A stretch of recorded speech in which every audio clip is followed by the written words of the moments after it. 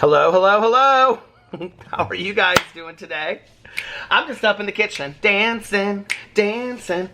That's the way, I like it, How you gonna do it if you really don't wanna dance? Get your back up off the wall. Anyway, I just fed the dogs and I am cleaning the counter right now with my Mrs. Meyer's peppermint scent for Christmas. I'm trying to get rid of that so I can use the new stuff that I bought. Oh, I didn't buy any new stuff. Oh, I bought hand soap, but I didn't buy that. So, I thought that I would do, need to put my medicine in my medicine container. For those of you that do not know, I have epilepsy. I am do I have another? I thought they give them to me in these little things now. No, I don't. That's my last one. I have juvenile mild chronic epilepsy. I did a whole video about it on my Peter Monn channel a long time ago. Hi, Tukey. Hi, honey. How was your dinner? He said it was so delicious, Dad. I loved it so much. So I use one of these pill things. And I have to tell you what makes me really sad is that we used to use one for pee-pee, and it says pee-pee Monn on it. See, because that's from when we would take him to the hotel, to the kennel. So now my medicine is all ready for the next week. So I have to go pick up a new prescription until, I almost closed the door on you guys. No, I have to go pick up a prescription until next week. So anyway, let's see. How has your day been? My day has been fantastic. Alex is over at his mom's house, and he's hanging out with his grandma. And I'm going to go get something to eat in a second, and then he'll be home. So, anyway, let's talk about life. Should we talk about life? Did I show this candle? What is on my shirt? Did I show this candle that our friend from Texas gave us? It's this sweet tea candle. It smells so good. It smells straight up like sweet tea. So, I am going to burn that later tonight. But anyway, I also have to show you this. This is so funny. This is the postcard that our good Judy Sarah sent us. And it has this like older lady, and she's sitting in a chair. This is like a card from like the 80s postcard, and it says "Too busy to write." Florida. This isn't a lot. Anyway, that was her postcard that she sent us when she was in Florida. And I have to show you this. One of my mom's really, really good friends from back in the day. I have copies of this all over the place, but she said, "Peter, I'm finally going through all of my papers that I've saved over the years so that her kids won't have to be faced with it," she said. "If this fun and sweet picture isn't proof that I am incapable of tossing anything, I don't know what is. You have no idea how many cards and notes I have from my pal Kathy, my aunt. Brought back so very many happy memories. Hi to Alex. Fondly." That's what she said. But I have to show you this. So this was my card, my mom and dad's Christmas card from back in the day. Are you ready? That was Peter, year 1. How cute is that? Do you see? Look at that. Oh my gosh, she's so cute. So anyway, with that picture. That was so nice of her to send me that. And my room key from the Jewel. I decided that I'm going to start collecting room keys. I think I've talked about that before. Anyway,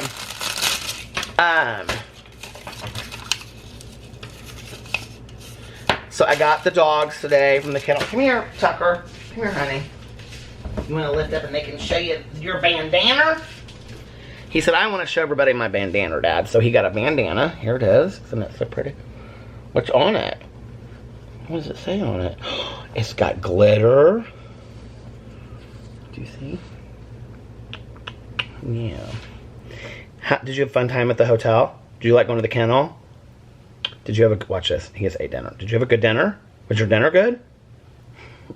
But you probably want a treat, don't you? You want a treat? You're such a sweet boy.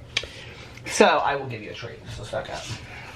Boo Radley is still downstairs finishing his dinner. So, they gave little Valentine's Day bags to us. And this one says, "I woof you." Oh, it's so cute. It has the little bandanas, and it has little dogs, and it says, "I woof you" on it.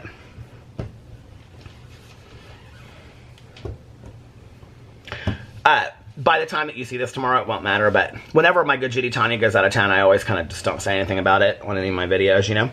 But anyway, she has been in Mexico for the last week. She has never been to an all-inclusive in Mexico before, so she and her husband booked a trip for Valentine's Day weekend, because both of their birthdays were last week, and she has had the time of her life. I've missed her like crazy. She comes back tomorrow, but we've been talking the whole time.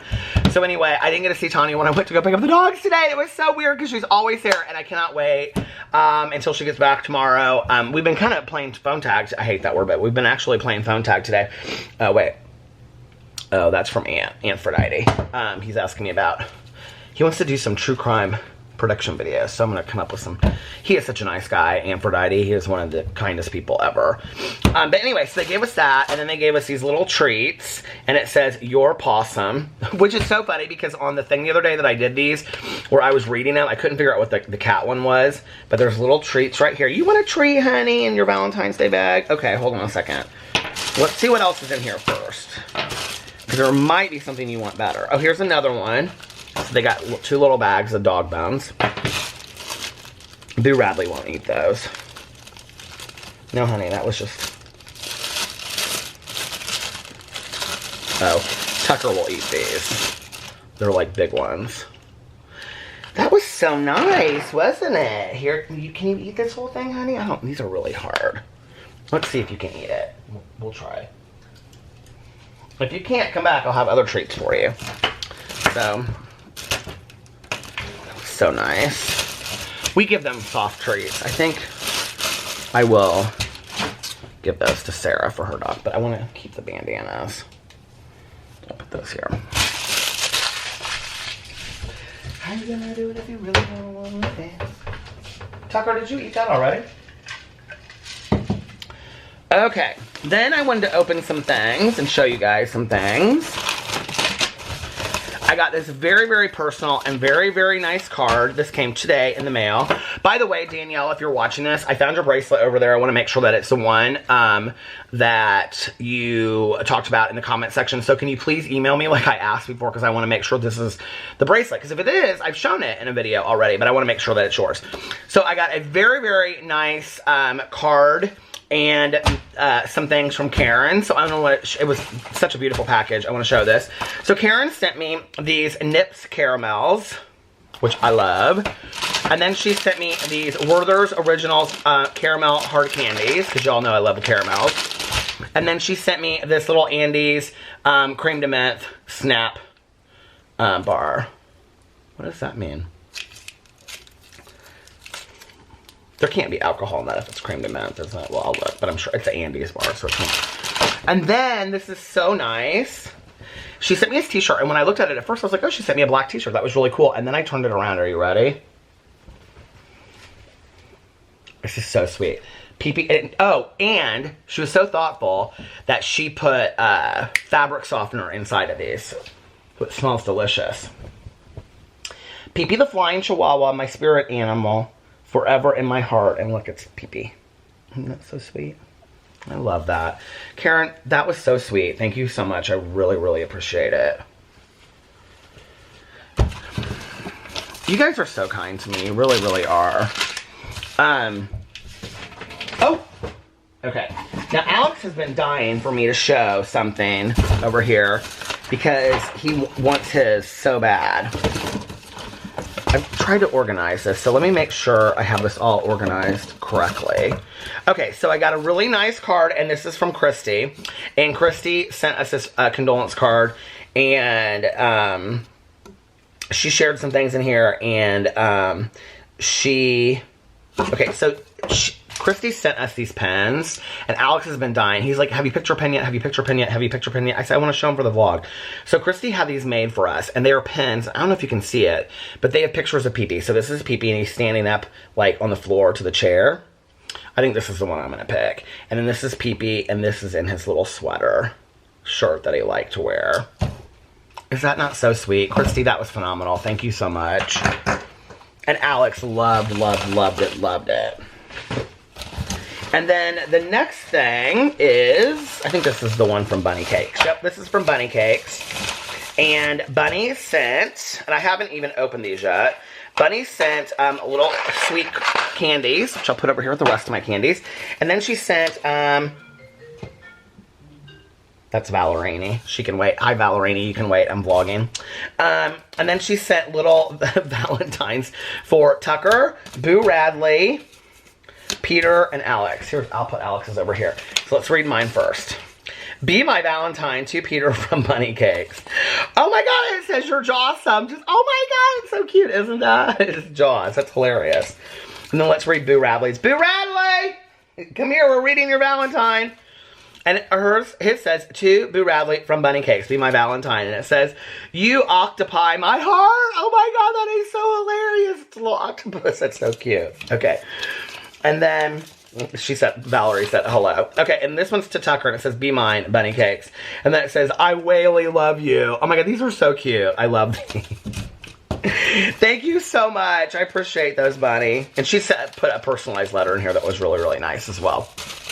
Okay. That was so sweet. All right, the last thing but not least, I want to make sure that... Ow! I almost cut myself.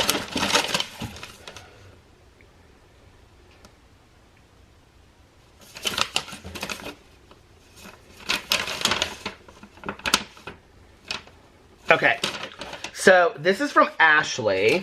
It's a card from Ashley? Hold on a second. Yeah, this is from This is from this is from Ashley. And Ashley sent a very, very nice card. And then she also sent these dog treats, which she said are her dog's favorite dog treats. So I've been waiting to put them up here, these little beef jerky. So thank you so much. And then she sent this candle, and this candle is so nice, you guys. And it says Forever Loved Memorial Candle. And then it says, on the back of it, it says heart, memories, kisses. And it says all this different stuff. Best friend. And it says things in different languages. And it smells so good, too. Ashley, that was so sweet. Thank you so much. Love it. You guys are so kind to me. So, so, so kind. I'm gonna see if there's anything. Oh, I got a card too. I got a Valentine's Day card. And it says, you're the sweetest. I got this today in the mail. And it was a real personal letter. And this is from Mary. So, she said she's got a double name. It says, it's a double name. I'm from the South. What can you do? So, she sent a very nice personal letter. The card is adorable. I love that. I love anything strawberries. So, thank you, Mary. I'm gonna make sure if I get anything else. Okay, this is from Diane. Sent this beautiful postcard that says Sunny Vibes on it. Make sure I go through all this stuff. And then I got a postcard from Baloney Hank, which I guess has his own Instagram, and a really nice little letter on the back of that. Okay, yeah, that's somebody saying they want to buy our house. Alex is like, do they really want to buy your house, or is it a scam? I'm like, no, it's a total scam of the world. So anyway, okay, I think that's everything, and I can put things where they need to go and clean off our kitchen counter now. So, okay. You guys, thank you so much for all of that. It was very, very sweet. And, oh, Tuki's here. Hello, Tuki. What are you doing? Did you eat your treat? Was it so good? He said, Dad, it was so delicious. I need to have more. No treats for right now. Anyway, I will be back a little bit later to vlog some more. And, yeah, I love you guys, and I'll see you then. Bye. Hello, hello, hello. I'm back. And it is 4:10 a.m. It is much later. It's late. I fell asleep around 11. And I woke up several times throughout the night. I kept on having this nightmare. And this hasn't happened to me in a long time, where I would fall back asleep and I would be back in the nightmare again. I don't know if it's because I ate late. I don't know why I have this nightmare. I haven't had really bad nightmares in a long time. I don't know if I've talked about this on here, but when I was younger, I had night terrors. I had them into my like 20s and early 30s. If you guys don't know what night terrors are, they're where you like soak the bed sweating. Like you literally wake up and the entire bed is like soaking wet. It's like you ran a marathon in your sleep. And my ex would wake me up and he would say, he'd be like, babe, and it's like you're like in your sleep, like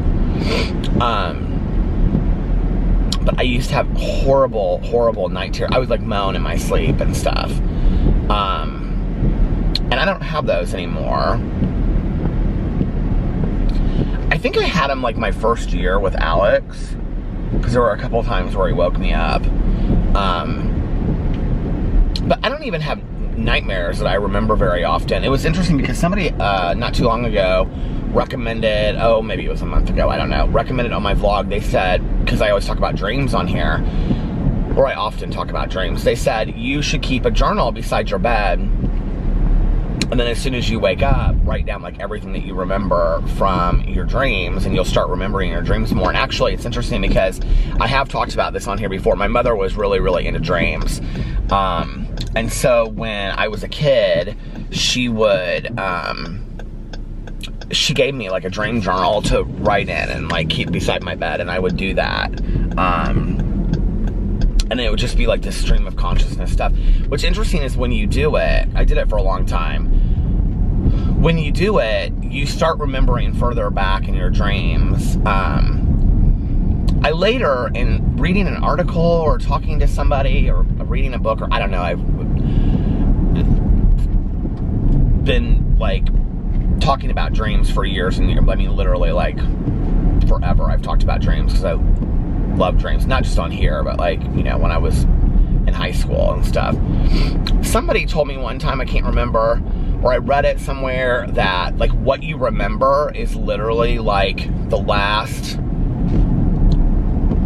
like second of your dream. Like you don't remember really like far back in your dreams, especially if you're like into REM sleep, which I think is interesting. I don't know how, like, then you fall back into a dream. I don't know how that happens, but I did tonight. I had this nightmare, and so it was an interesting nightmare. I think, you know, I always think about the book and the movie Christmas Carol, when he has, like, you know, he's visited by Marley at the beginning of it, and he says something about it being like a bit of stew because he had just eaten. And I think about that, you know, sometimes when I like eat late at night, like then I'll have like a nightmare, or, you know, something like that. And so anyway, I have this nightmare, and it was usually, this is really strange, when I have nightmares sometimes, they take place in the house that I grew up in. And I used to have reoccurring nightmares when I was growing up. I have talked about this recently on here, I think. I had reoccurring nightmares of my mother and trying to get her out of the house, and she would be like zombified. Like, she wasn't really like a zombie, but she was like walking around like a zombie kind of, and I would try to like get her out of the house, and I would sometimes get her in the car, and I would like drive down the street, but we would always have to come back for something, or I would get out of the house and she wouldn't, and then I would be at the neighbors across the street looking through their window, because we lived in a cul-de-sac, looking through their window, and the curtains would be pulled, but I could see like the shadows of like my mom like walking back and forth, like getting stabbed and stuff. And I had that dream or that nightmare until my mom got sober, and then I never had it again. Isn't that strange? I am a believer. I'm not a believer that dreams predict the future. I'm not a believer in, like, you know, like when you do like dream symbolism and things like that, and you read all the books, trying to like figure out like what this means, and if you dream about this and it means that and whatever. I'm not like a big believer in all of that. I believe that like dreams are kind of a mixture of your subconscious working overtime, as well as like things that you've seen that week. You know, maybe like things that do you know what, it's interesting, since I'm saying that, but it's like things that you've seen in during that week if you've seen the movie Joker, which I don't want to ruin it for anybody, but like a big part of it is him getting this gun. And so this nightmare that I had was I was at my aunt and uncle's house. So anyway, I think that dreams are a combination of your subconscious kind of like working overtime, working itself out. And I also believe that dreams pick up on things you've seen through the week. So, for example, if, you know, you saw a billboard that says milk does a body good or whatever, like those old milk ads, that you might, you know, have some kind of dream about drinking milk or something like that. And so that doesn't necessarily mean anything, right? Like, it just means that you had this dream about milk because you saw, you know what I mean? Like, you saw a billboard because of milk. Or you saw a billboard of milk. So anyway, I had this crazy, it is hot in here, crazy nightmare. I was at my aunt's house, her old house, that's by us, and I don't know who I was there with. I was there with some guy, that like I knew in real life, and he's like older than me, but like not by much, by like let's say 5 years, 10 years. I don't know who he was, but I was there and I was like talking to him, and it was his house in the dream. And I looked outside and I saw this guy like walking up the driveway. So my aunt and uncle, they had this driveway that like when you walked up, it would have like this tree in the middle of the driveway with this like stone thing around it. So it was like a round driveway, if that makes sense. Like you like drove in, drove around, and then drove out. And I saw this guy, and he had like parked at the end of the driveway, and he had on like a black hoodie like over his head. And when I looked out the window, and it was my cousin's bedroom window that I looked out of because her window was in the front, he was like pulling up the hoodie so you couldn't see his face. And I had walked from her bedroom through the living room into the kitchen, and I was trying to go out like the back door and like into the garage, that then you pull up, you could like go through the garage door and like out into the driveway. And so when I got to the kitchen, like this guy that I was with was like standing like in this like, it's not even a hall, I don't know how to explain it, but like at the end of where like the living room and stuff was. And he was like, the guy came in and like shot at him, and I think he hit him like in the leg or something. He wasn't like shot, like killed, but he was like shot, and then he ran with me, and he was like, come on, come on, come on. And so we like ran out the back, and when we did, like through the garage door, I could see this guy, like he was like a kid, he was like 20 or something, like young kid. He was like running through the house trying to chase after us. And so this guy ran to the left, which my aunt and uncle's neighbors, they used to have this really high like tree bushes kind of thing, so you couldn't, and he like went through there, and I went around the right side, and I was like running in front of these houses, and I was trying to get somebody to let me in, and nobody would let me in. So I ran down the street, and I like looked back, and I couldn't see the kid anywhere that was like trying to shoot us and kill us. I knew he was trying to kill us. And so I think that was the first time I woke up. Maybe. So anyway, all of a sudden I go into these people's garage, and there was like this woman, and she's like in her car, and it was like a house like right by us. And I was like, she was like, is somebody trying to get you? And I was like, yeah, this guy's trying to kill me. And she was like, well, come in my house. And so, and she was like, I'll have my husband hide you. And so I like came in this house, and the house was like this absolute mess. Which I think is interesting because I know this is gonna sound crazy, but I think in my dream, it was Glozell Green, the YouTuber that I was talking to. I had just looked up her YouTube channel, and I hadn't gone to her channel in forever. And I think I'm actually gonna go down here a little bit further.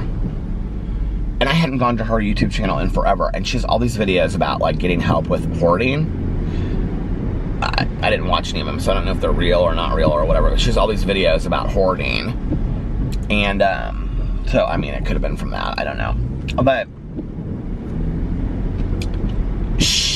then this woman, like her husband comes out, and he was like, what's going on? And she was like, you have to like help him because like this guy's trying to kill him and whatever. And he's like, okay, get in the car. And so I got in this like old station wagon. It was like that station wagon that had like the, not the plaid on the side, but you know what I'm talking about? Like the, anyway. And he was like, get in the back and like get on the floor. And so I did, and like when he drove out, he like said to me something about, is the guy like in a black hoodie or something? And I was like, yeah. And he was like, yeah, he's looking for you. And like we passed him or something.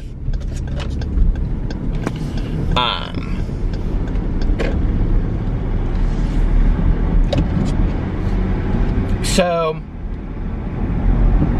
I'm starting to forget the dream, honestly. So he took me to this hotel, this like rundown hotel, and he was like, nobody will know you here, blah blah blah blah blah, stay here. And so I stayed in this hotel for like 2 nights, and I didn't know what to do. And there was some part where I finally left. Oh, no. The guy was like, he was like, I'm gonna have my wife come get me so you have my car. So I had his car. And so I finally left. And I like met these 2 girls, and they were like, well, we're gonna, I know you guys are probably like, this is so boring. Oh my God, my battery's about to die. I didn't even know it. Well, thank God I brought another one. They were like, well, we're gonna do that. They knew him somehow. He was like their brother or something. And I was like, if you call, he's gonna track your phone. And so they did. They like tracked his phone. Or like they called him and he tracked their phone, and I'm like in my car driving away when he pulled up, and I heard these gunshots.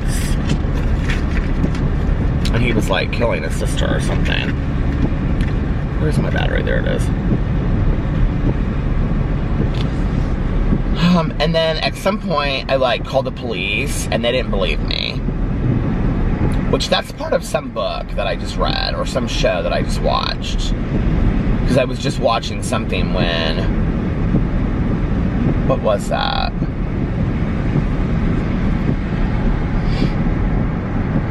What was I just watching or listening to? When they like called the police, and the police were like,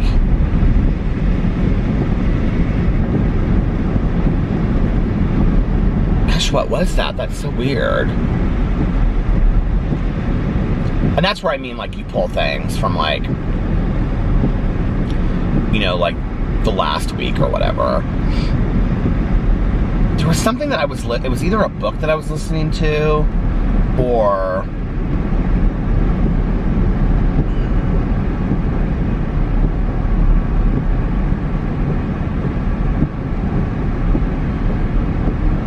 shoot, what was it? And they like called the police. Somebody called the police, and the police didn't believe them. I don't know, you would think it would be an audiobook, but I'm currently listening to that Maureen Johnson book, and that's not in there. I don't know, maybe it was something that we were watching in the hotel room. Why can't I remember what that was? Because it wasn't Mindhunter, I know that. Anyway, it was just this weird dream. And then I got up, and I don't remember how the nightmare ended, but I got up, and at that point it was like 3:45, and I was like, I didn't want to like walk outside. I'm kind of like forgetting that I need to pull in here and change this battery. At that point it was like 3:45, and I woke up, and I didn't want to go outside to my car to go vlog. I was kind of like scared. I was like spooked a little bit. And so I just like laid there in bed, and I was like the dogs were so asleep that I was like, they are never gonna want to get up to go outside. And I started getting dressed, and they didn't move or anything. And Alex woke up, and I said, babe, it's almost 4 and I'm gonna go vlog. And he was like, okay. And now I'm wide awake. Oh, and when I got in my car, like right as I was getting in my car, there was this huge okay, my battery died, and I had to drive for a second to get to the strip mall behind this gas station to change my battery. But it gave me a moment to think, and actually while I was driving over here, I was like, what was that? What was that? Was I watching a show, or was it a book where the guy called the police officer and they didn't believe him? And it was Mindhunter, actually. It was this agent, this was towards the end of the book. It was this agent that was friends with John Douglas, and his wife had put a hit out on him, and these guys had come in and they had shot him, and he had thought that he was gonna die, and he didn't want to give up without a fight. He kept on talking about if they had come in and found him, they would think that he, you know, it's so hot in here, that he had like given up without a fight. And so he called the police officer. I think it was like he called an operator, and the operator called the police officer or something, I don't know, but the police officer was like thinking that it was a prank, or they didn't believe him. And the operator like said, you better believe him, this is real. She like came through, and he said if it wasn't for the operator, then he wouldn't be alive, because they like rushed over there right after that. So they said that like the operator said he's an FBI agent, he's been shot, and like they were over there like right away, and if it wasn't for the operator, then he wouldn't be alive. So it was from Mindhunter. But anyway, so I walked out to my car, and I was like getting in my car, and I heard this like huge bang. And it kind of sounded like a gunshot, but not really. It was like the neighborhood over, a couple neighborhoods over. It sounded like, really it sounded like something big and metal being dropped. Like it's probably some kind of construction or something. You know, like when they're like putting something in like one of those huge dumpsters, that's what it sounded like. Dropping something on those huge dumpsters. But yeah, that was my nightmare that I had. It was not fun. So when I got off the vlog earlier, I went and got Noodles and Company, and then I came back and I watched, Alex came home like 20 minutes after I got back, and he sat down there and watched with me. I watched 2 episodes of Cheer. I'm really into that show. You know, it's interesting to me, I have to say, that Saturday Night Live did this huge parody of them. I'm not usually critical of Saturday Night Live, and I know that they're just poking fun at the overall idea of it. But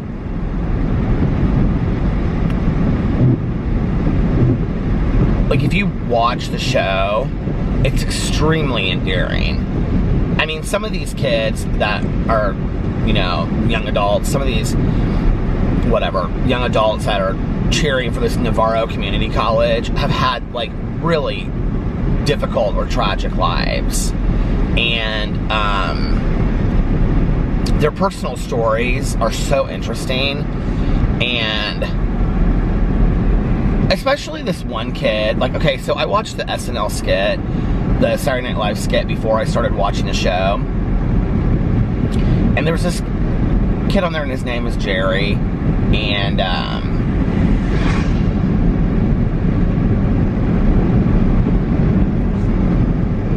he's like a heavier guy, and he's like lost a bunch of weight. And on the SNL skit, like, they really make fun of him for like never making Matt, and him always being making Matt is like who gets to actually perform at this Daytona, this national college championship. And I'm not stupid, like, I know it's just a parody and the kids probably loved it and whatever, but like, if you watch the show, like, he's had a really tragic life, like, really tragic, and like, cheer is like the thing that he has, and like, like him not making Matt is like a huge deal, and maybe he does later in the season, I don't know, but I'm not there yet. Like, I'm at the point where they just picked who makes Matt, and he's not one of them. And you can see the pain in his eyes. Like, he works so hard. Like, he almost works harder than like a lot of these, you know, people that are cheering. And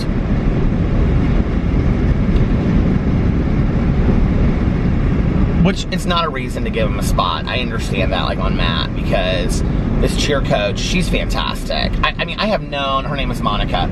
I have known so many Monicas in my life that are just so driven, and in some kind of weird way, I kind of see part of myself in her. Especially from like back in the day when I was working in treatment. She actually really reminds me of this woman that was like a co-counselor with me, and that I worked with, and I missed her so much. She reminds me of her. But it was funny because this woman had been a cheerleader in high school and college, and that I worked with. She was my age. She was like 5 years, 3 years younger than me.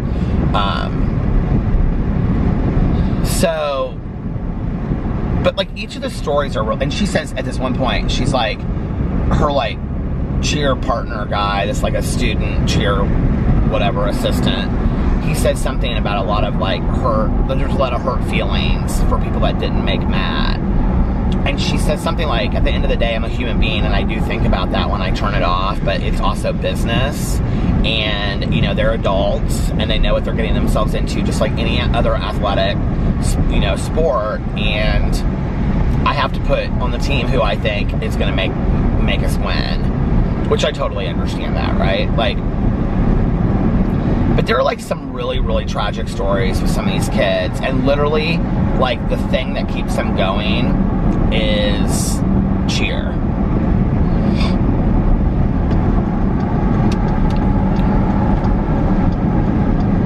Which I will tell you, for any parents out there, you know, that one consistent thing that I have seen through my 25 years of sobriety and, you know, having worked in addictions treatment and things like that, is that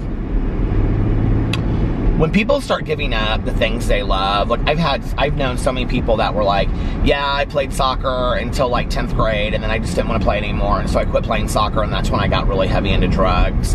Or I was really involved in, you know, like Girl Scouts or Boy Scouts or something, you know, or like I was, you know, like I played football and I ran, but then when I quit, like, you know, that's when I started like really drinking and getting into drugs and stuff like that. And I think like it's important for parents to know that, like, the more involved your kids are and stuff, the less chance there is. Not to say that, I'm not saying that athletes don't become drug addicts and alcoholics. I don't believe that. I believe if it's, you know, it's going to happen, it's going to happen. But what I'm saying is that the more involved, we're busy people, okay, in our heads, alcoholics and addicts, and the more involved we are in things, the less chance we have with idle time, and, you know what I mean? And that's just been a consistent, I've seen, I can't tell you, like, how many funerals I have attended for young people where they were, like, on the track to getting college sponsorships for athletics, and they quit playing sports like their sophomore, junior year, you know, and then by like 20, 21, they're overdosing. It breaks my heart. It's really sad. I reviewed this new pink drink.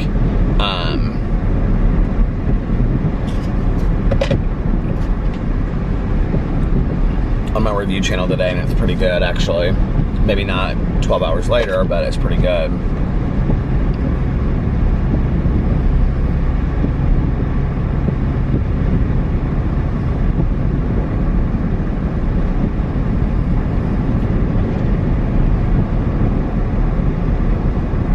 Death is such a weird thing, isn't it? It's like, especially when it's like somebody that you don't see on a regular basis. And then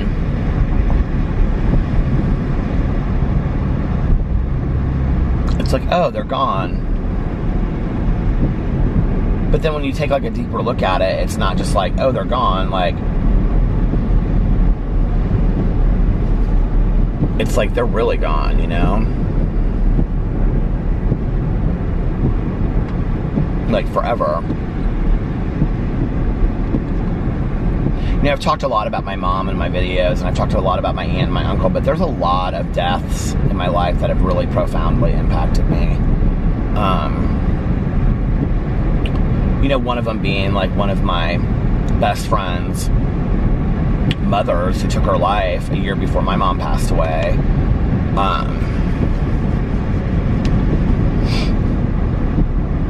You know, one of my friends that took his life, God, when I was in my mid-20s.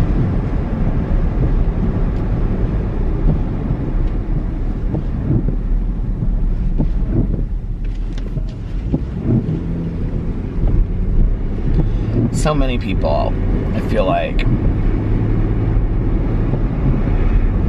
it's strange when I look back, like when I was in high school, really the only two people that I had known that have passed away were my grandfather or my dad's dad when I was like 5, and then my mom's mom when I was like 12 or 13. And you know, that I remember in high school,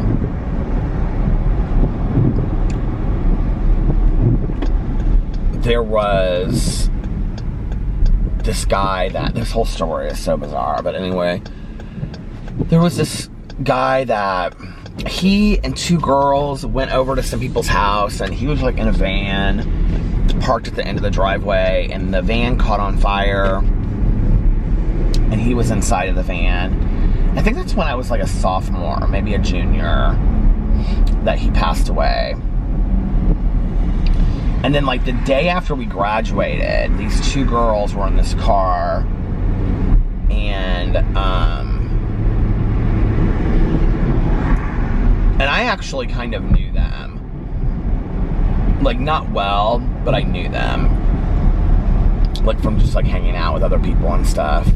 I'm really wanting to get like a Dr. Pepper, and I have a feeling that this McDonald's is gonna like, because I don't see, it says it's open, we'll see. But they like hit a tree or something, and one of the girls died and the other one didn't.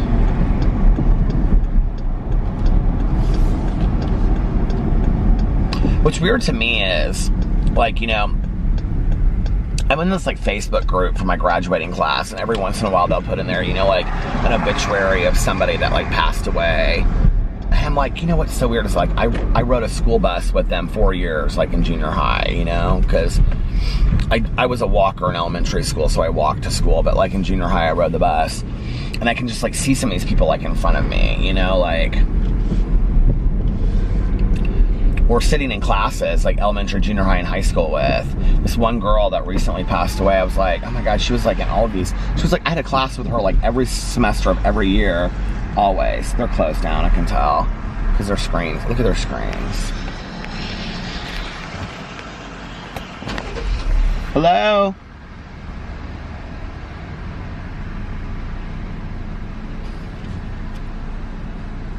Hello? When have I ever pulled through McDonald's 24 hours when they were open? Like, that is the question. The only one is, see, open 24-hour drive-through. Here, I just want to show you this really quick. The last There's only one that I ever drive around Indianapolis that is open 24 hours. But I'm just going to show you this right here because this is a lie straight from the pit of hell. Can we just talk about that sign right there that says open 24 hours? Open 24 hours drive through. No, you're a liar. This store is never open. Never, never, never, never. Oop.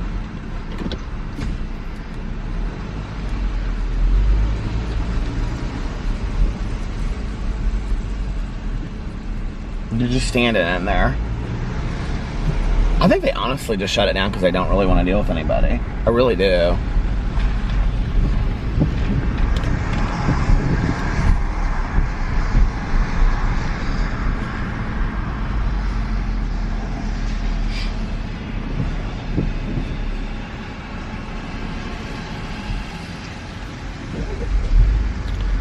Good thing I wasn't craving McDonald's.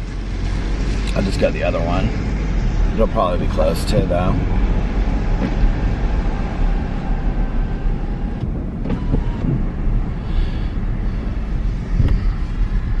I think that's probably one of the biggest things that ages you as you get older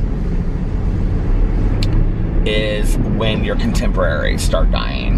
You know, when people that are your age. You know, last week Tanya called me. I think it was Monday, maybe. I think she gets home late tomorrow, so I don't think I'm going to my home group tomorrow night either. I might. Depends on how much I get done and how I feel. I mean, it's not like I can't go without Tanya, but this friend of ours, I think he and I had about the same amount of sobriety time. He just had a birthday because he came and he said he was really sick. And it was really sweet because he was wearing like gloves and a mask. And he said that they told him he could only leave for like an hour to come and get his coin. But that his coin was that important to him.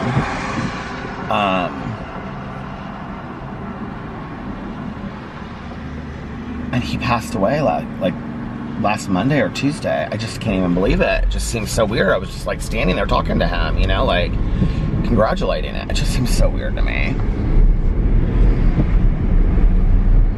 I don't know. It's a true reminder of how short life is and the fragility of life, and that we've got to let people know how much they mean to us, you know, when we have the chance to tell them and say, you know, I love you and you mean a lot to me and thank you. And I say that at the end of my videos, and you know, I know that at some point my outro just becomes trite and boring, you know, but at the same time it's like you really never know. You know, you really never do know when's the last time that you're gonna have, you know, an opportunity. Like, I think about the conversation that my mom had. I mean, I don't think either of us knew when we had it that it was the last conversation, but I think we kind of knew, like, it could be the last conversation. And because she was like, I think we should talk. And I'm glad we did. You know, I'm glad I asked her all kinds of things, and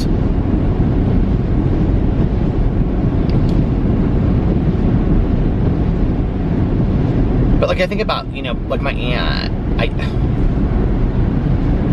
and my uncle. I mean, my uncle was so sick for so long. I mean, he'd been a long-term heart patient, you know.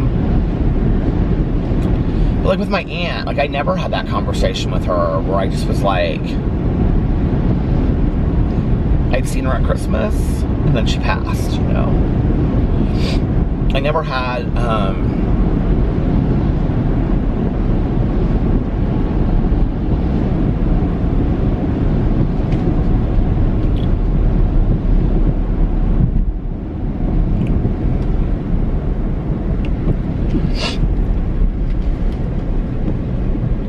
I never had that moment to like sit with her and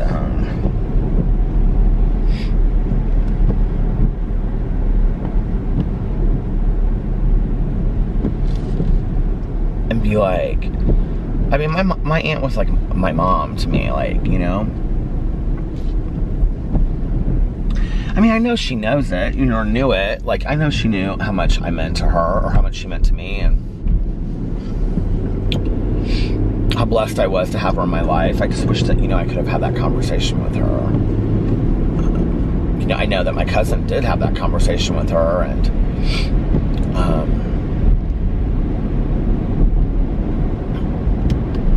you know, she was like,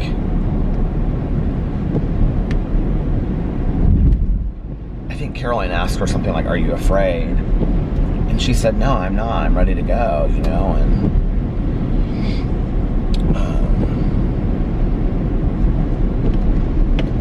I think that takes strong faith and courage. You know, I don't know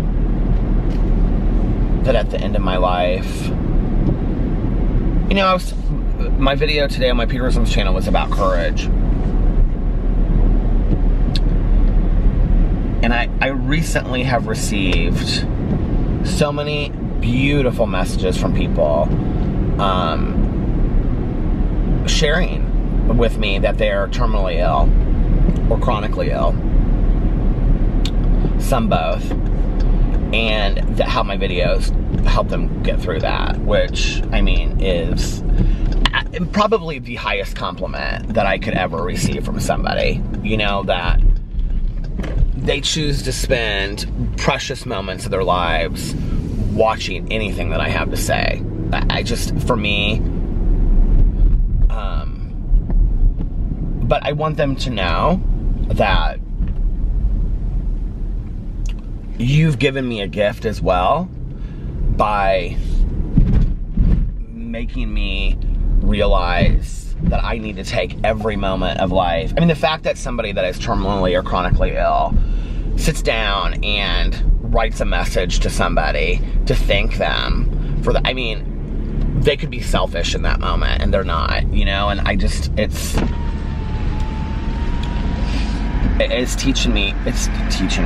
taught me to maybe be less selfish in that moment, or in moments, and Morning. Could I get a large Dr. Pepper, please? What else? That's it. One on my second window. It's taught me to be less, I'm not gonna pull a bunch of change out today. It's taught me to be less, I think, selfish.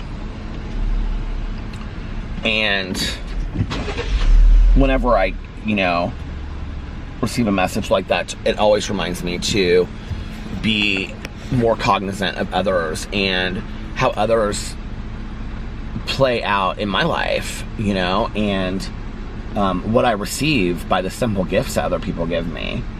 I don't know, you know, I'm a believer that my God, my higher power, speaks through people.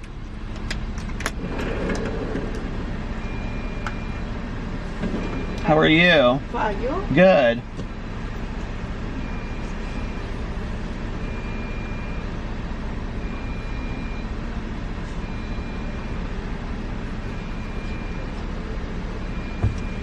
Am I out of time? It's gonna stop in about a minute. Thank you. You're welcome. Thank you so much. Thank you. But I'm a believer that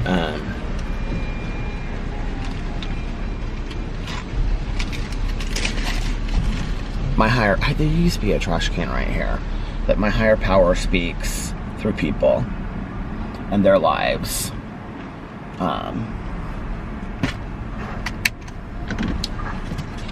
There is a trash can over here. And I have to pay close attention to what people say.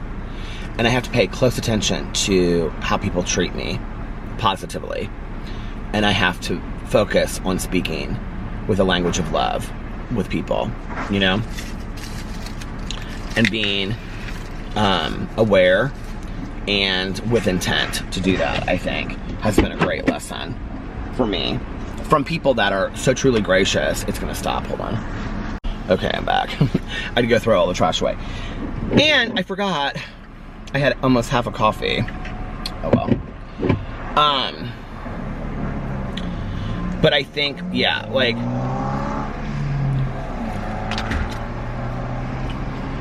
to be aware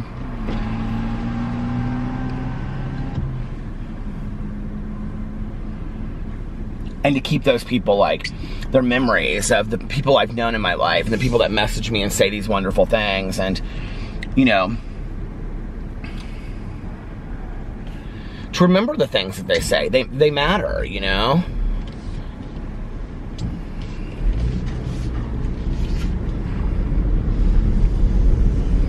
I think, you know, we all just want to matter.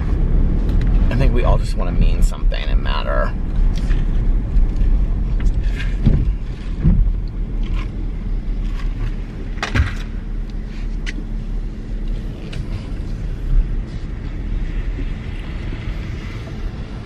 I think no matter what we do, you know, it's like, we just want to matter.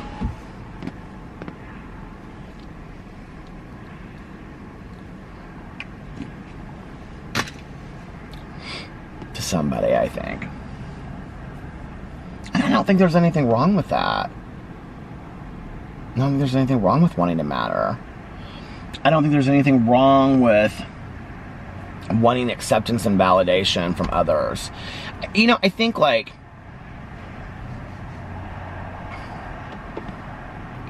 I mean, I would be lying if I sat here and I didn't say that acceptance and validation feels really good. And, you know, when I get a message or a card like I got earlier, you know, I was going through that stuff from people, that it makes me feel really good that something that I say or something that I do impacts people positively. Like, that makes me really happy. You know what I mean? Like, that makes me feel like I'm doing something good in the world.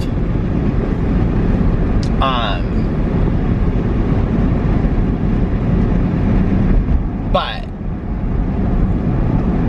I think there's a difference between earlier in my life when I craved that validation, acceptance. I needed it. I depended on it. And it wasn't just from, you know, that was way obviously before YouTube. I'm talking about like in my teens and in my early 20s, even after I got sober, you know. I was such a people pleaser for so long. So long. I still am to some degree, you know. Okay, I had to stop it because I started talking about something that is not my business to talk about. But anyway, what I was going to say was that, you know, like earlier in my life, I really sought out acceptance and validation from, I was talking about it.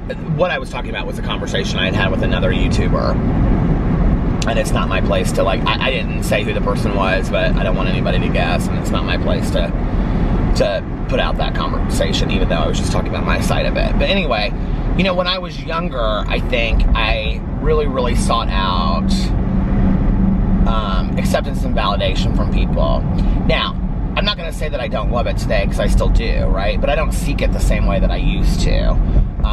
And I have to say that's something that I was going to say Target. I looked over there, it said Tag Heuer, the watch, and I thought it said Target. I have to say that's something that YouTube has really helped me with. YouTube has really helped me with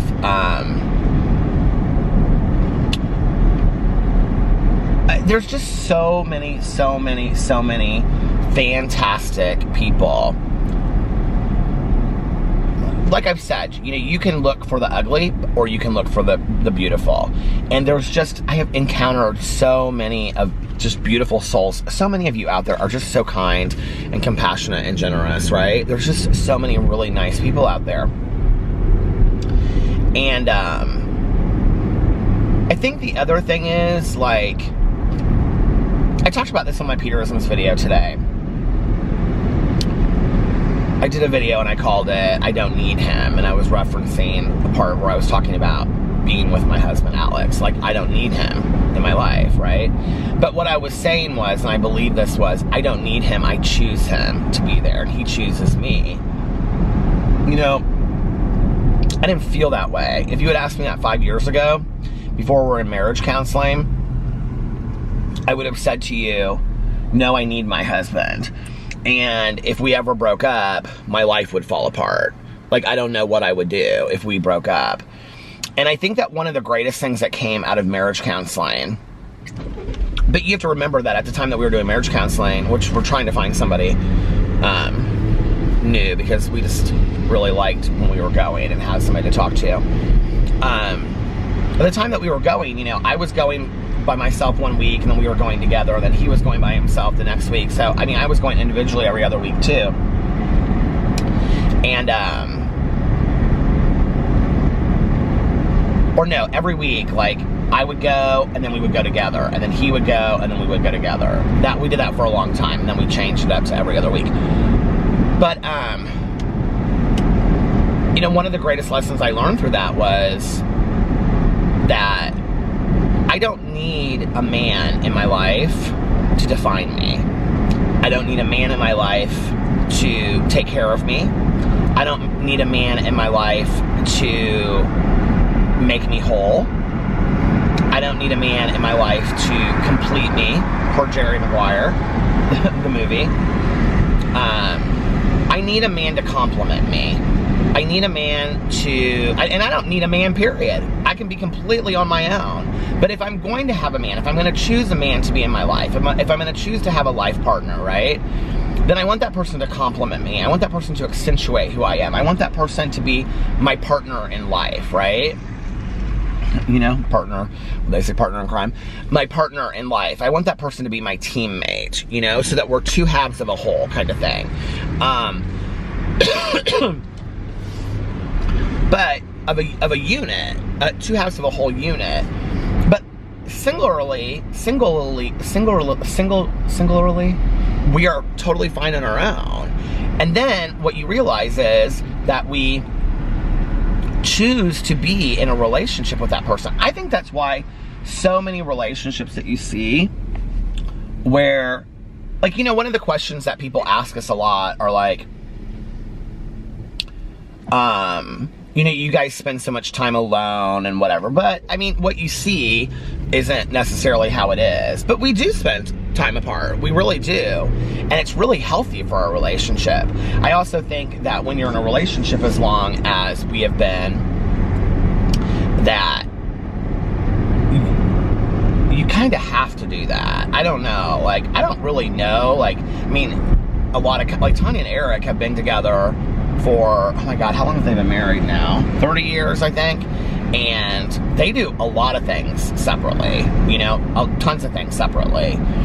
I think that because I publicize my life and I put it in a video, it's open to criticism that people are like, oh, you don't do this together or you don't do that together, right?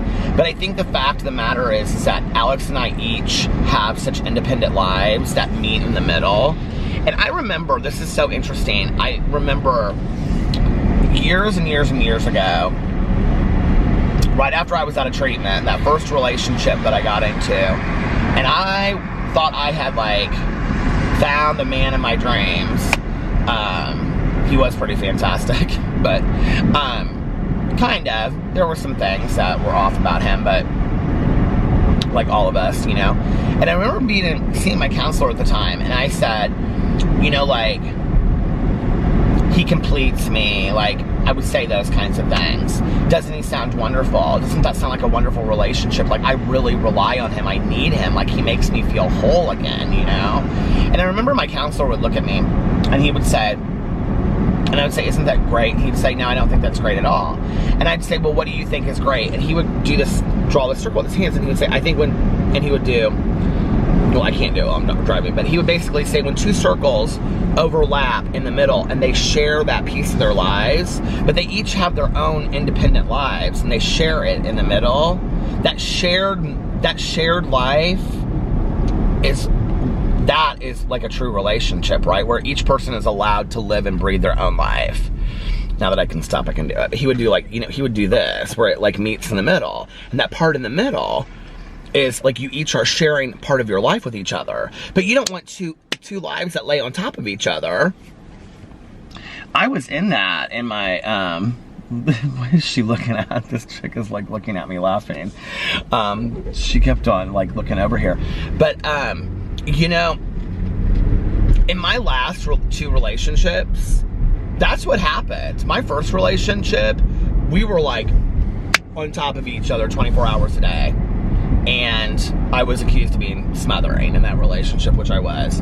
And, you know, then he needed to go live his life. What was interesting about that breakup was he came back later and he said to me, I mean, he didn't come back, but like later we were talking. I saw him out one time and he was like, I just didn't really realize that you like offered me this like really family like environment that I wanted. Like the house was always clean. You always took care of everything, blah, blah, blah, whatever. And, you know what would be funny is if they rolled down their window and asked me what I was doing. Like, nobody has ever, I don't think, in 3 years of doing this, has ever asked me, like, what are you doing right now? Like, said, are you vlogging? But I do love that they have a bumper sticker on the back of their car that says redneck on it with a Confederate flag. Anyway, so then my ex, he and I mean, our lives were enmeshed. I mean, like this. Like, I don't think it could have been any more enmeshed. And again, it wasn't healthy, you know? And Alex and I, what people don't know,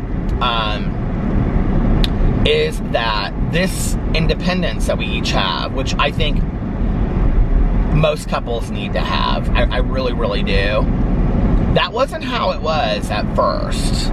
I mean, we were completely enmeshed.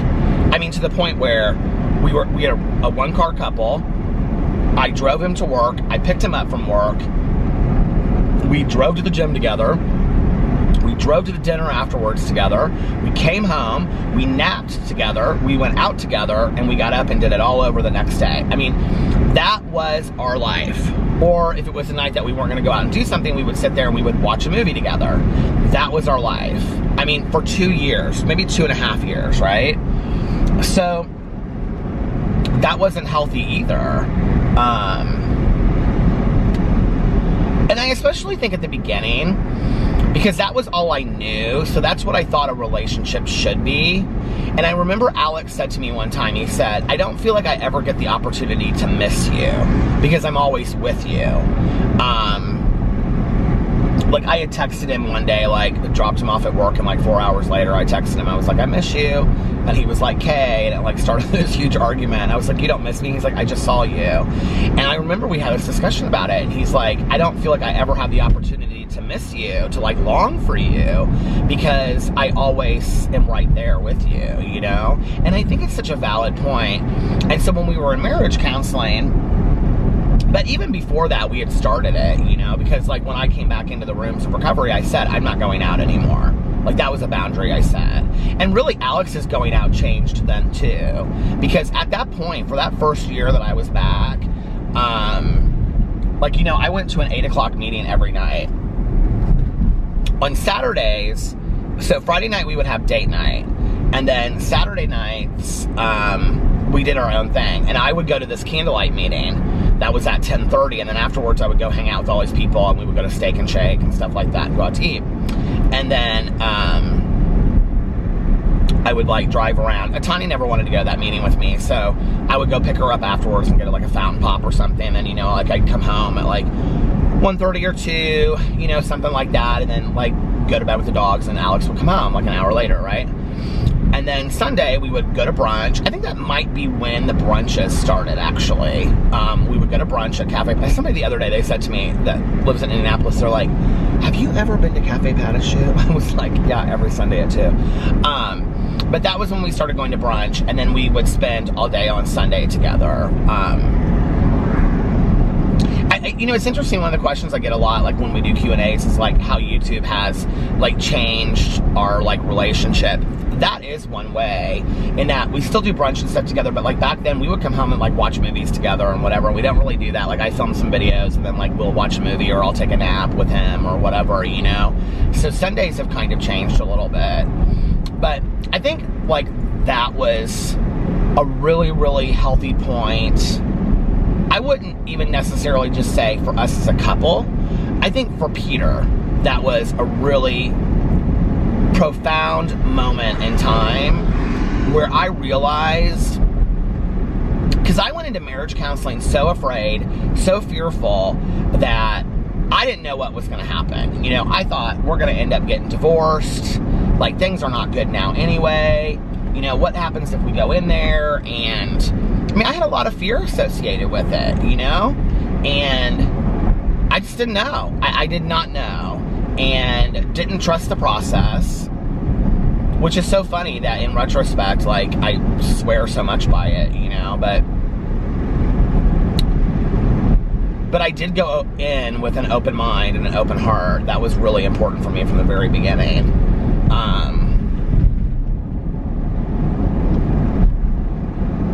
And I think that's also why it's important to pick the right person. I think had we had somebody different, it wouldn't have been the same. I really don't think it would have been the same.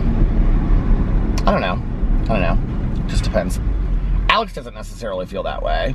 I mean, he's like, yeah, I loved our counselor, but I think that we could have gotten what we needed to get from somebody else as well. But what I learned through that was that all of these years, I had really been accepting, I really had been searching for acceptance and validation from people. And do you know what's interesting about this is, I think that whenever people have a deficiency in that, right? You know, that they'll say things like, oh, well, they had issues with one or both of their parents, typically. I didn't have, other than my mom's drinking, like, I knew my parents loved me. Both of my parents are extremely affectionate people. My stepmother is an extremely affectionate person. I knew they loved me deeply. I knew that they would do anything for me. My mom's drinking when I was growing up, I would say until late junior high school was bad.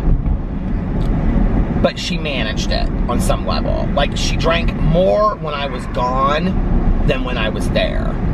So while I remember bad times, okay, like the way that I paint it on here, if there was, let's say, 7 days in the week, one, maybe two of them, something would have happened, and not catastrophic.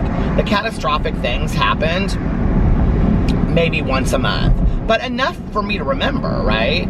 But then when I entered in high school, and I think it was partly because she knew, like, my days of being there were, like, counting down. I think she was starting to get really scared about what her life was going to look like when I wasn't there. When I was in high school, the drinking became really regular. But I wasn't there a lot. I mean, I was into my own active addiction. I was out with my friends all the time. You know, going out to dinner, doing this, driving around, driving that. Me getting a car was literally, do you remember in the movie Mermaids when Cher says, Charlotte, cars are freedom? Like, I felt that way. Like, I literally felt like I was free and I could go wherever I wanted to go. I loved to drive right from day one and always drove everywhere. I was the driver for, I mean, all my friends had cars. I drove everywhere. And loved it. Had a blast. But I didn't realize what was going on right in front of my face because I was never there. My mother was extremely lonely and, you know, suffered from depression. And she just, I think, that's when I really noticed it a lot. Like, I really noticed her drinking a lot back then, you know? And, but so I always had, but even then, even with the drinking, like, you know, I would, you know, it wasn't like I came home from school and she had a bottle in her hand. I mean, I would come home from school and she would say, like, how was your day and whatever, you know, and she was working retail at the time. And I remember she would come home and, like, she always made dinner and we would sit there and talk and eat, you know, whatever. I always knew I was loved. I think that me needing to be in a relationship and seeking that validation and that acceptance from a man, I really think that for me comes with so many people making fun of me because I wasn't out, possibly being gay when I was growing up. And I really think that to some degree, it was like, see, I made it with a man. I think a lot of it was that back in the day. You know, I also think that there's something about me. I think a lot of people are like this. I don't think it's women to men. I think it's also men to women and men to men and women to women. I think that I felt like a partner completed me. I really, really did, you know? And that I believed in soulmates and I'm going to find the ultimate, you know, like, you know, Tanya messed up my head not too long ago. I'll tell you this. This is going to sound weird, but, like, she messed up my head because she knows I'm a believer in soulmates, right? Well, my husband's not a believer in soulmates. He doesn't believe in serendipity. He doesn't believe in any of that kind of stuff. He's not a religious, spiritual person. He doesn't believe in any of those kinds of things, right? And Tanya and I were driving around after PP had passed, and when I tell you, I have never in my life, okay, and I know that my haters are going to come for me and they're going to say, you hurt more over a dog than you did over your mother. I was prepared for my mother. I was prepared for her to go. Like, she had been in a coma for almost 2 months. It was not getting better. I knew that things were going downhill. I don't know that I've ever been as emotionally gutted as I have felt since PP passed.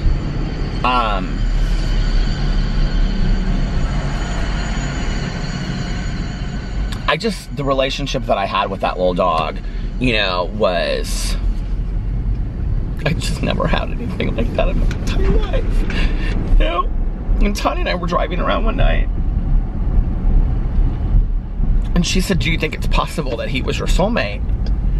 And it was such like this weird moment. Like, I just like never thought of it that way before, you know, that like a soulmate, if you had asked me, you know, like years ago, like, do you think a soulmate has to be a romantic partner? I would have said no. Well, do you think a soulmate could be a friend? Yes. Do you think that a soulmate could be a dog? I don't know what I would have said to that, you know, but like she said that to me and I thought, I think in like a weird way, like our souls connected. Like I had never like connected with anybody else before, you know, like it was just like utter unconditional love.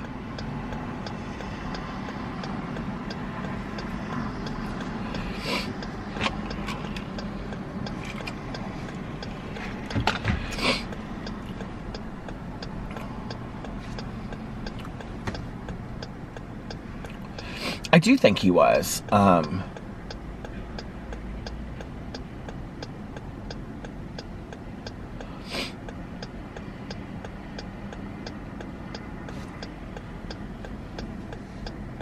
also just don't think that we always have just one soulmate in life, you know, either. But back to what I was saying. I just always, you know, like dating, I was always like looking for the perfect guy, the guy that was going to complete me, you know. And then like,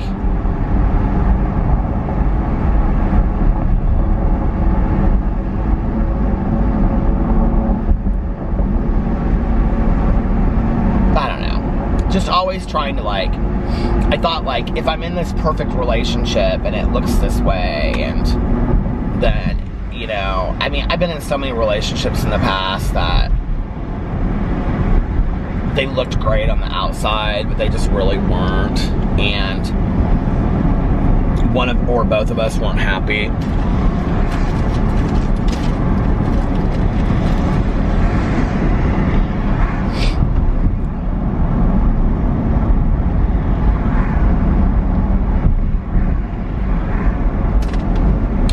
So, oh my God, I've vlogged for almost 23 more minutes, 23 and a half more minutes. So I think that, you know, if you're one of those people, well, if you're one of those people like me, this is why Codependent No More has changed my life, that book.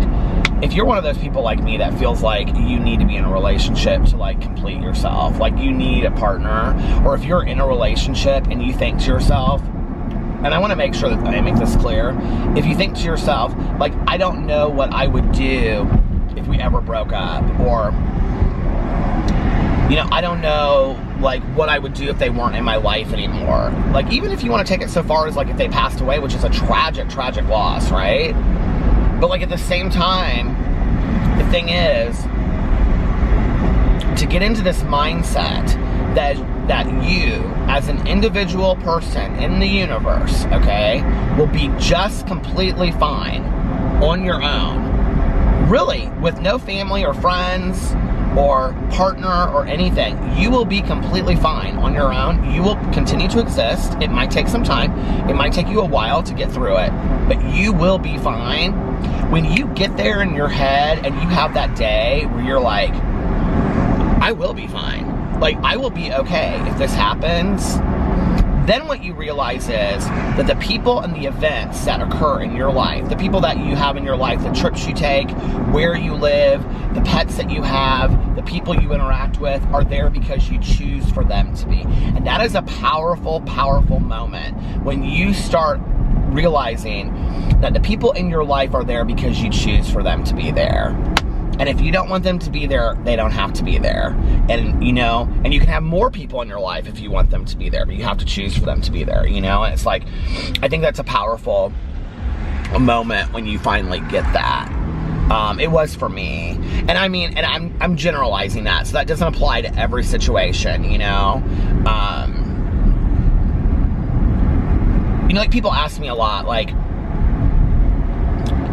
what would you do with, like, family if you, like, don't get along with a certain family member? I know family's difficult. I've had my own family issues with family, you know, like, I had to set limits with my own mother and tell her that if she didn't get sober, I couldn't see her. And she didn't get sober because of me. It had nothing to do with me. I wish it had, but it didn't.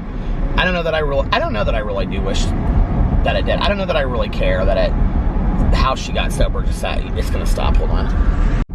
I don't know that I care how she got sober, just that she did, but she got sober because my uncle's heart attack, and my mom was like, I'm on limited time, I'm on borrowed time, and whether I'm, you know, alive another day or another 10 years, like, I wanna live sober. And, but, you know, I've had friends, I've had people in my life before where I think the thing that I've had to do is lower expectations until, like, I have literally no expectations for that person in my life. And once I have no expectations for them anymore, the emotional attachment is gone, but you can't really be hurt by it. I think, like, you know, resentments to me are unfulfilled expectations. They're when I think somebody's supposed to act a certain way, you know, and they don't. They fall short of that. And that can be anything from, well, I didn't get invited to this dinner or this party, or, you know, like, it can be anything, you know, like, well, I didn't, like, we're friends with so many couples that you'll see, like, 4 couples go on a trip, and then it's always like, well, why weren't we the couple? But then, like, we go on trips with, like, Melissa and Jason, and I'm sure there are other couples that are like, well, why didn't we get invited? You know what I mean? Like, it's stupid stuff like that. And so, I don't know, it's lowering expectations, but that's not really even the kind of stuff that I'm talking about. I'm talking about when you have a friend in your life, and it's hard, you know? It's like, that person just so truly ran a red light. Like, ran a red light. I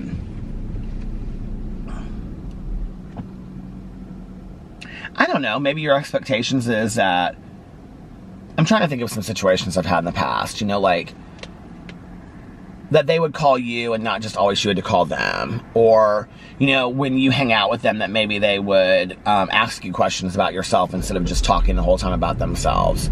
You know, maybe they haven't shown up to your stuff, but, oh, there was like a bouquet of flowers on the side of the road. Maybe they haven't shown up to your stuff, but they expect you to show up to all of theirs.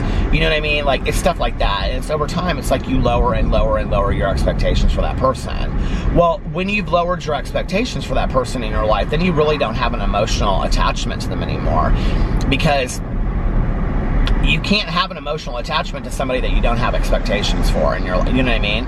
Which we really shouldn't have expectations for people anyway. I mean, when people are like, lower your expectations, I've had to lower my expectations at times with people to where, and I'm sure maybe people have had to do it with me too, but I've had to lower my expectations for people before, where, because they constantly, it's like, oh, I'm they're different. They've changed. They're a new person. And then they go back and they show the same, you know, actions that they did before. And I'm like, okay, well, they really haven't, right? Well, that's me. That's my fault because I had too high of expectations for them. So, you know, that's where it's important for me to set boundaries. I don't have to necessarily let that other person know what boundaries I've set for them. Those are my boundaries. You know, that's me lowering my expectations for somebody else to the point where I can't really get hurt because my expectations are so low. So when they do something that positively surprises me, then I'm like, I don't move up my expectations. I keep my expectations where they're at, but I'm like, wow, like that's really cool, you know, like, look at that. And then you can look at people in a different way. I try to work today with really not having many expectations for people, but like, I'm talking about family, like when you have a husband, you know, or you have like a best friend, or, you know, I mean, I do expect that my best friend doesn't talk behind my back. You know, I do expect that my husband will have my back. You know what I mean? Like, I think there are certain built-in expectations that we should have. But, you know, I think it's hard because self-protection, self-preservation is built on not having expectations for others. So, I don't know. It's something I constantly work on in my life. I got this Dr. Pepper and I don't even really want it now. And I don't think that I'll ever master it, you know? I think that it's like always constantly a work in progress. But there's a lot of people that I have in my life that I don't have to lower my expectations for, you know? That it just like the relationship is so easy. And those are the relationships that I kind of like, I gravitate towards more today, or that I want in my life, or relationships that are really easy. You know, I recently met this woman in recovery, and just like we started talking, it's just like right away. It's like we have all the same interests. You know, it's just easy. You know, like my friend Mel, the partner in the book club, it's just like our friendship is so easy. Tanya and I are easy. You know, it's just like I don't want friendships in my life that take a lot of work. And I'm not saying that. I know that sounds harsh, but what I mean by that is like,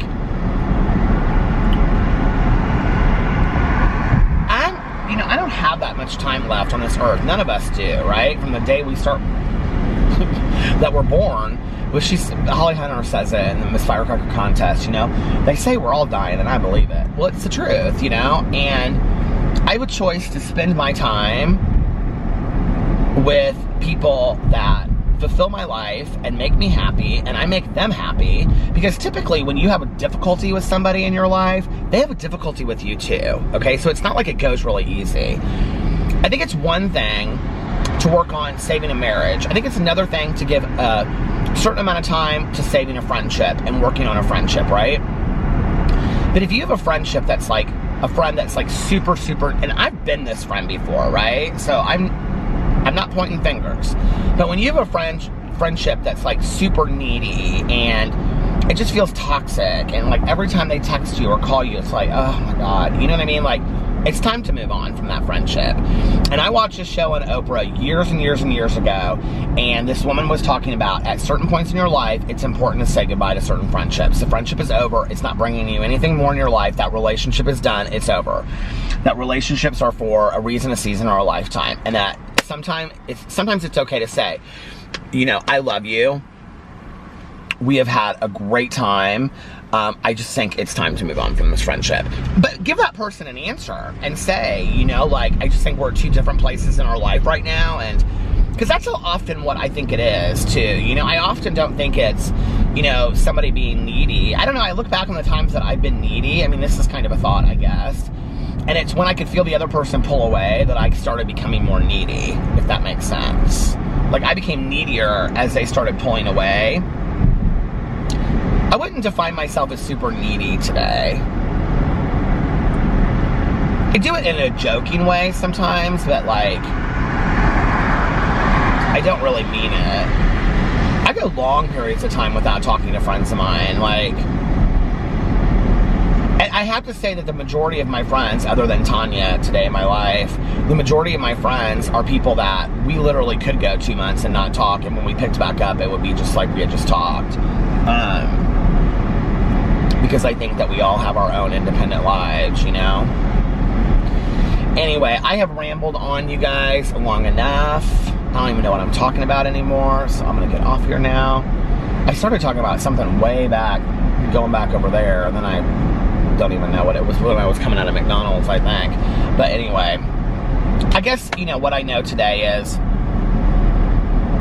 my husband is my husband because I choose for him to be, not because I'm dependent upon him, and I would just fall to pieces, which I probably would be an emotional wreck, obviously, if we, you know, for a while, which I think is normal, but I would then move on, and I would live again, and my life would move on, and I would be okay. So my husband is in my life because I choose for him to be there, and I'm in his life because he chooses for me to be there, you know, and wow, I would rather be chosen than needed, I guess. And, you know, the other thing is that I know that I'm not defined by somebody else today. I define my own existence, and I define my own journey, and I don't need somebody else to define me. I just don't, you know? I didn't know that for a long time, though, so I'm glad that I do know today. But it's taken me, I would say, you know, up to this point in my life to really, really, truly understand it. Bluebell ice cream. I hear so many people talk about Bluebell ice cream and how good it is. And their butter pecan. I used to know this guy, he'd be like, oh my god, their butter pecan is so good. Ice cream kind of sounds good right now. A root beer float sounds so good, doesn't it? Anyway, okay, I'm gonna get off here now and stop rambling. So I hope you guys are having an amazing Tuesday. Whatever you happen to do today. Oh no, that's not what I say. I hope you're having an amazing Tuesday, unless you have other plans. But like I always say, don't have other plans. Make the most of your day today. Do something fun. Do something exciting. Start a motivational, inspirational book. Like, start reading one that will change your life. And do something today that will, that when you look back on your life 5 or 10 years down the road, you'll be proud of yourself for making that choice. And change starts today. And if nobody else has told you this today, I love you. Make sure that you look at yourself in the mirror every single day and you do your daily affirmations, your positive affirmations, and you say, I love you, you are valuable, you are worthy of good things, you are a good person, you are beautiful, you are handsome. What else? Today is going to be an amazing day, and 2020 is going to be filled with all of the things that you want, and only good things are going to happen in 2020 for you. It's going to be a great year for you in 2020, and today is going to be a fantastic day. And most importantly, make sure that you pass it on to somebody else and let them know how much they mean to you, how much they matter to you. Call them up and say, hey, you know what? Just wanted to let you know that I love you, and I'm really happy that you're in my life. And also practice random acts of kindness. Just do some small, nice things for people today. Thank you guys for watching and making it to this point. I love you so much, and I will see you tomorrow. Bye. Love ya. Bye. Bye. Love ya. Bye. I'm not coming back, I swear. Okay, maybe for one more I love you. I love you. Bye. Love ya.